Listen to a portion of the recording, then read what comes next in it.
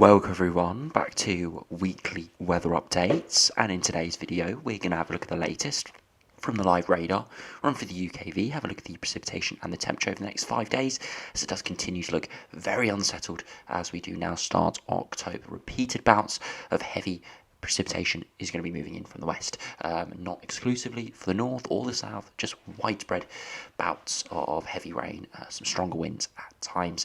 We'll then have a look at the GFS, GEM, Eastern WF and the ensembles as we've said over the last few videos, it looks continually westerly themed. Jet stream powering up with a lot of areas of low pressure pushing in, perhaps a trend in the longer term for the jet stream to push further southwards, which could turn things even more unsettled widely and could turn things even colder through the middle of October. But it just generally looks really quite miserable over the next couple of weeks. It doesn't look like there'll be much respite. Yes, at times upper temperatures could return to average or above average, and we could see ridges of higher pressure building at times again. But it doesn't look like those will last too long at all from what we're seeing on the models today. So do remember, if you enjoy my videos, make sure you like and subscribe, and remember to follow me on Twitter as well, the link's in the description. So if we do start on the live radar, you can see it's another day of sunshine and showers. We saw that very heavy rain push through yesterday, and we've now got those convective showers within the general area of lower pressure. Of course, close to the centre of low across Scotland, we've got some more widespread, heavier showers. Could drop quite a bit of rain in some areas. Further southwards, they're smaller and not quite as heavy, but it could be quite blustery and horrible in the 5 minutes that they could give precipitation before they move through. But this is a pretty pleasant day compared to what we could be seeing over the next few days, with these conditions deteriorating quite significantly perhaps as we head into the start of next week. Doesn't look good at all.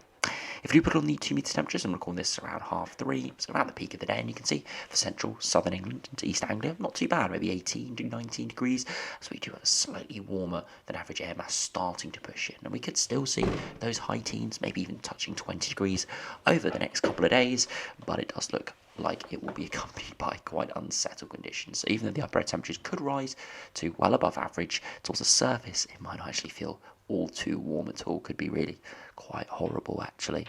So if we do go over to the UKV and have a look at what those precipitation charts are doing today, you can see the showers pushing through at the moment, and we head to this afternoon.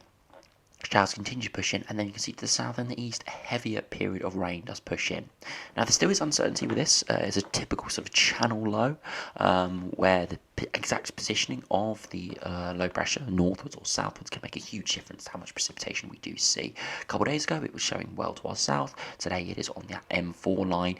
Now we're only a day away. I do suspect this is the most likely scenario, with precipitation getting quite far inland to central southern England, perhaps into parts of Wales, the London area, Essex, through like Oxfordshire, that sort of area, and there could be some real heavy rain there as well, but still is uncertainty with this. And of course we saw this in around 6 to 8 weeks time.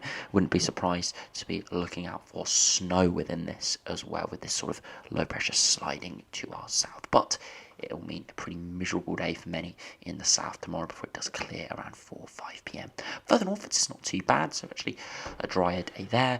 But if we do move into Monday, cloud thickens again and heavy rain pushes through, mainly in the north and west, but then pushes through widely through early hours of Wednesday, and just continued bouts of heavy showers and big areas of precipitation again, mainly in the north and the west through early next week. But of course tomorrow the south is getting it all. So yes, different days will have the heaviest precipitation in different parts of the country, but all areas are going to be seeing some heavy rain over the next few days. Of course, some areas have still got very low water levels in reservoirs and rivers coming off the very hot and dry summer. So this is probably a good thing for the longer term, seeing these persistent bands of precipitation moving and filling up our water levels. But I know people are not going to particularly enjoy it on the day-to-day basis, with a lot of these days being quite horrible washouts, and with the nights drawing in, it's going to start to feel really quite gloomy. Big transition to only a few weeks ago when we were still seeing temperatures in the mid-20s with some really nice hot sunshine. So yeah, we are really starting to get into autumn now. If we do have a look at those 2 metre temperatures as well, you'll be able to see they are very much dependent on the precipitation. So I wouldn't take these too literally, but these are the rough ballpark, because exact areas of cloud, precipitation timing can subtly change these by a degree or so. So you can see this afternoon maybe 17, 18, 19 degrees in the far south and east, but we avoid the showers. Overnight temperatures not too bad, down to 8 to 10 degrees, and tomorrow afternoon the far south could be really quite miserable, maybe only 12 to 14 degrees. Across the Midlands, East Anglia, maybe 17 or 18 degrees, so rising a little bit higher where we do have drier weather. For Sunday evening, you can see those temperatures drop down sort of mid to high single digits, and into Monday afternoon, you can see maybe 18, 19 degrees across central southern England, but much colder further northwards. We do have a wedge of milder air there that's going to power up the precipitation. You can see maybe even the isolated 20 degrees through Tuesday, but it's going to be accompanied by a lot of thick cloud and rain. And into Wednesday, you can see cold in the north overnight, but very mild in the south and east, and you can see it remains around that 16, 17 degrees sort of muggy feel there, but again accompanied by a lot of heavy rain and thicker clouds, so yeah, not looking too good at all. So if we do now have a look at the longer range, look at the GFS, GEM, ECMWF and the Ensemble, you can see the low pressure pushing in from the west at the moment with this big flat westerly wind bringing those very heavy showers with the low pressure centred over Iceland. It just continues over the next couple of days, a brief ridge of higher pressure for a time before those lows slide in through Monday, Tuesday, Wednesday, and that's why Sunday could be slightly drier for some, especially in the north, before we see big bouts of precipitation moving in, and we just see this continued flat westerly with big low pressures moving in all the way up to day 10, brief ridges at times, and as we head all the way to the end of the run, you can see jet stream sink southwards and we go extremely unsettled and pretty chilly as well, with the wind direction coming in from the north. You can see getting well into that 0 degree ice front. That would be a very clean cut cold front there, and yeah, we look very chilly at the end there. Look at the temperature deviation, massive cold pool across the North Atlantic, and look at the potential equivalent temperature, very chilly indeed. So very cold and unsettled from the GFS in the longer term today, and that is the sort of consistent signal with it being real horrible from the west, with cold air spilling out of Greenland, giving us a generally cooler than average feel. Now if we go over to the GEM, see how that does compare over the next 10 days. Again, westerly winds at the moment, giving us pretty unsettled conditions. It just continues. We see a brief ridge of high pressure, maybe through Sunday and Monday, before lower pressure does run in from the west once again. And all the way to day 10, we see a brief northerly wind, but once again, high pressure tries to ridge in, but we see again a big westerly flow. Look at those upper air temperatures, perhaps initially a little bit milder. We see all that cold air spilling out of northeast Canada and Greenland, all going into the jet stream and the North Atlantic, not only giving us colder conditions for a time whenever we see cold fronts sweep through, but also powering up these lows, just keeping that momentum, that westerly momentum through the North Atlantic. And again, just a pretty miserable sort of pattern. And this is sort of the typical pest from the west pattern we do see in winter.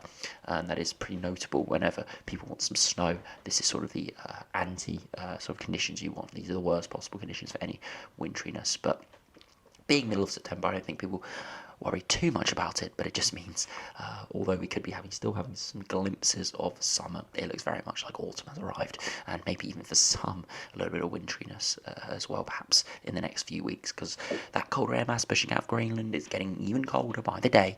So I wouldn't be surprised by the end of October and start of November we could start to see some real chilly conditions. Maybe not snow or anything like that, but daytime highs of 5 to 10 degrees with heavy rain and maybe some snow over the higher ground, which is winter sort of conditions for some. So yeah, really not looking great in the medium to long range, as we'll see the ensembles, which will back this up in a minute. If we have a look at the ECMWF operational one, see how that does compare. Again, a westerly flow at the moment, continuing looking very horrible, and just keep those lows to our north, and all the way to day 10, we do see that subtle shift southwards, bit of amplification in the jet. Keeps us very unsettled, but also brings in a much colder air mass. Look at that, 5 degree isotherm, minus 5 degree isotherm, moving in. Look at that big cold pool plunging it from the north, making it feel very, very cold indeed. Very cold, unsettled, and with high pressure toppling in with this, we wouldn't be surprised to see some widespread frosts. So the theme, again, longer term, is really quite horrible, quite a westerly flow, very unsettled, and wind direction coming from the west to northwest, it's going to feel chilly at times, and if we see a bit of an application like this, a bit of a southerly tracking jet, it could feel a lot colder than average, a real shock compared to, as I said, what we've had over the summer, with a real cool month looking like it could be setting up here, or at least the first half. If you look at the ensembles, you can see generally we're around or slightly below average, except for this big little peak we have over the next couple of days in the south. That is where we see that brief ridge of high pressure pushing in and that jet stream shifting slightly further northwards. But as I said, it could be 18, 19 degrees on the thermometer, but it won't feel all too great when we have cloud and heavy rain. Beyond that, generally the ensemble charts is around average, but with high precipitation. Again, not ridiculously high, because remember, most of these weather fronts will be pushing in through the north, giving most of the precipitation there. And if we look at the pressure charts as well, you can see generally we are, on the ensembles, we are around that 1020, 1015 millibars, so trending towards that lower pressure. Again, London, I don't suspect, will be in the firing line of any of these big lows, because of course the jet stream most of the time looks like it will be positioned across northern England and Scotland, so although the south will see some gusty winds, we'll see some heavier rain at times, won't get the brunt of it all, and could see drier days here or there, but it's further northwards where we're likely to see the brunt of those low pressure systems. But in the longer term, as we saw on the GFS, we could see those lows transition further southwards. But it is just something to keep an eye on. If you look at Glasgow, you can see the sea level pressure is about 5 millibars low, around 1010, so much closer to the centre of the lows. And again, it is all over the place because it all does depend on the exact timings. And again, look at the ambient HPA temperature from the Glasgow GFS, and you can see ridiculous amount of precipitation, just showing you that we're going to see a lot of rain over the next couple of weeks, beyond perhaps the next day or so, where in the north it looks reasonably dry. From Monday, Tuesday onwards, it's going to be deluge after deluge, at least for 5 days, maybe longer. If we finish by having a look at the ECMWF ensemble, just to finish the video for London, and you can see very similar, around or below average for most of the next couple of weeks, apart from around the 4th, 5th of October, and generally quite a bit of precipitation. 2 bouts here, perhaps through Monday or Sunday in the south tomorrow, Sunday into Monday maybe, and then into the middle of the week, maybe Tuesday, Wednesday time, with eventually another low moves through, giving most of it precipitation in the north, but could give some on the cold front that does eventually sweep through in the south. And beyond that, just quite a generally moderate to high amounts with quite cold air masses. So yeah, pretty miserable, pretty stormy, and yeah, not particularly pleasant weather as we head into October, but with a lot of these cold northerly flows with amplification of the jet stream, could be good signs if you are looking for a colder winter. But as I said, it's sod's law this year that we're going to see a colder winter, when it's pretty much the one winter where we really could do with a milder than average winter, with all the energy issues we are having at the moment. So it's just something we need to keep an eye on, and over the next couple of weeks we will be doing some winter updates, which we did last year, winter look aheads, maybe 2 or 3 throughout October and maybe into November as well. So keep an eye out for those, and that's where we'll be having a look at the longer or real longer range of the climate drivers to see if we could be heading towards a colder than average winter. So we'll just have to see. So anyway, thanks for watching, hope you enjoyed, subscribe if you're new, and I'll see you again in another video soon.